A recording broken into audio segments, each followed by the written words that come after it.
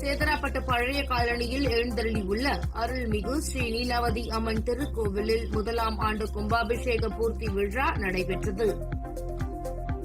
சேதராப்பட்டு பழைய காலனியில் எழுந்தருளியுள்ள அருள்மிகு ஸ்ரீ நீலாவதி அம்மன் திருக்கோவிலுக்கு கடந்த ஆண்டு டிசம்பர் 6 அன்று மகா கும்பாபிஷேகம் நடைபெற்றது. அதனைத் தொடர்ந்து நேற்று முதலாம் ஆண்டு கும்பாபிஷேக பூர்த்தி விழா வெகு சிறப்பான முறையில் நடைபெற்றது.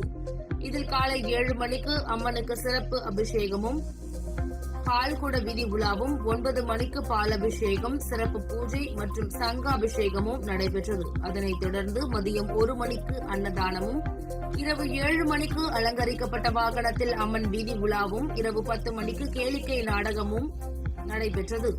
இவ்விழாவில் சட்டமன்ற உறுப்பினர் சாய் ஜே சரவணன்குமார், அன்னபிரபாவதி, சட்டமன்ற உறுப்பினர் தீபாய்ந்தான், முன்னாள் சட்டமன்ற உறுப்பினர் கார்த்திகேயன் ஆகியோர் கலந்து கொண்டு சுவாமி தரிசனம் செய்தனர். அரியாங்குப்பம் தொகுதிக்கு உட்பட்ட பழைய அங்காளம்மன் கோவில்